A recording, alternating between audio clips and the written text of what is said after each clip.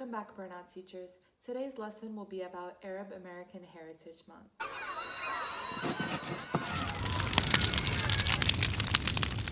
April is Arab American Heritage Month. A lot of teachers and administration do not know this, and a lot of schools are not even celebrating this month. And I think it's a very important opportunity to teach your kids about a group of people that has had a significant contribution in the United States society.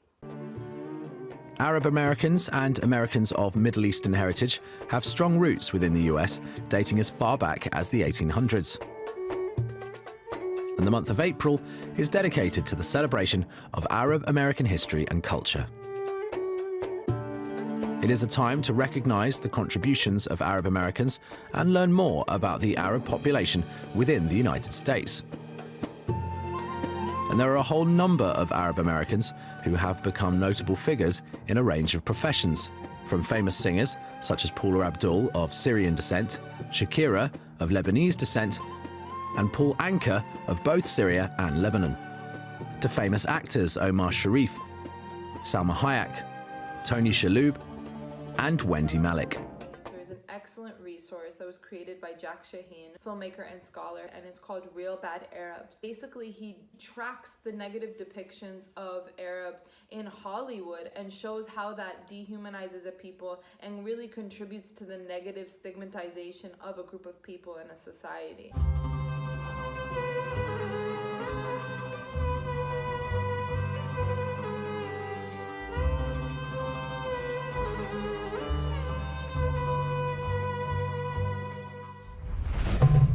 When we think of Arabs, what do we see?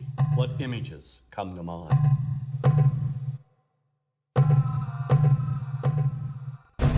Arabs are the most maligned group in the history of Hollywood. They're portrayed basically as subhuman. Where's the mother?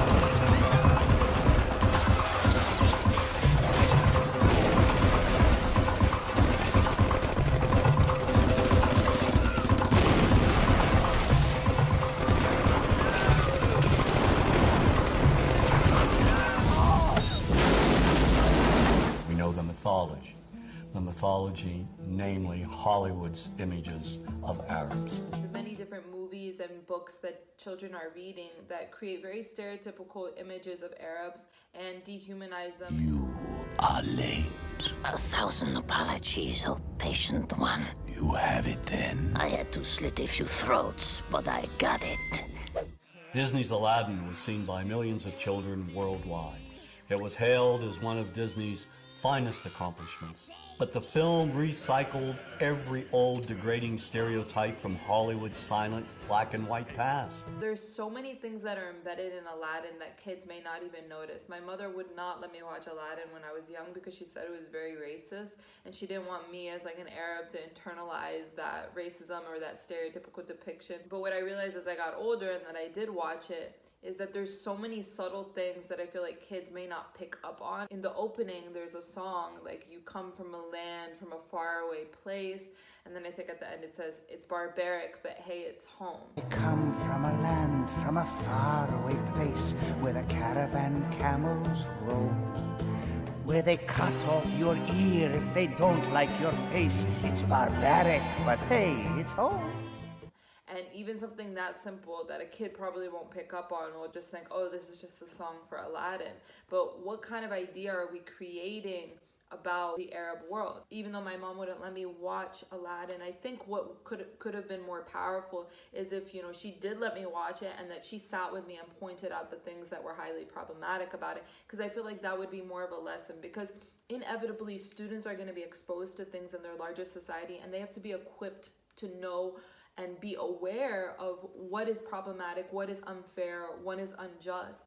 And we're kind of, as educators and as parents, help to facilitate them at a young age being able to understand what is right and wrong.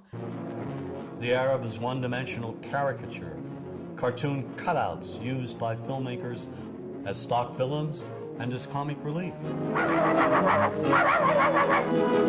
And so over and over we see Arabs in movies portrayed as buffoons, their only purpose being to deliver cheap laughs. I have a weakness for blondes. and women without mustaches. All the stereotypes are here. Too rich and stupid to know the value of money. Get me 12 sweets. Better yet, the entire floor. And of course, he's oversexed, lecherous, uncontrollably obsessed with the American woman. Here, my desert blossom. Give the change. Have you ever considered joining a harem? Even if you have a really homogeneous group of students in terms of their ethnic background or their race, I think it's still important to introduce these topics. I don't think that it should solely be based on having a student who is of that origin in your class, because really we need to be talking about these topics with our kids. We need to be exposing them to different groups of people, because that's the world that they're going to live in. And when they have an idea about looking at humanity in a certain way that can respect people's cultural differences but also understand that we're all a part of this global society, I think that's a really important concept to teach kids at a young age. I know it's getting towards the end of April, so if you didn't get a chance to represent in your classrooms, it's no worries. I don't think that you should limit your representation of Arabs solely to the month of April, but I do think it's important to bring attention to the fact that there is a month that has been put aside specifically to represent Arab Americans. As teachers who already have so much responsibility and pressure on us and are burnt out as it is, trying to add another community of people in your classroom can seem like a huge burden and something you don't want to deal with. So my channel is meant to serve as a resource where you don't have to do that extra work, and you can just pull the videos of me doing the lessons and sharing that information. Real Bad Arabs is an excellent resource to start, also for you as a teacher to unpack your own bias. Like, so much of us being able to teach about these topics as teachers really constitute us first, taking the time to learn about this and unpack our own biases so that we're not transferring those biases to our students. I'm an optimist, and I believe in the future, particularly in young filmmakers. The stereotype will change.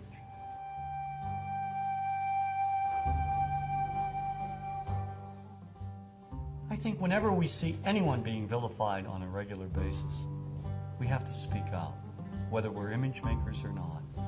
We have to take a stand and say this is morally and ethically wrong to demonize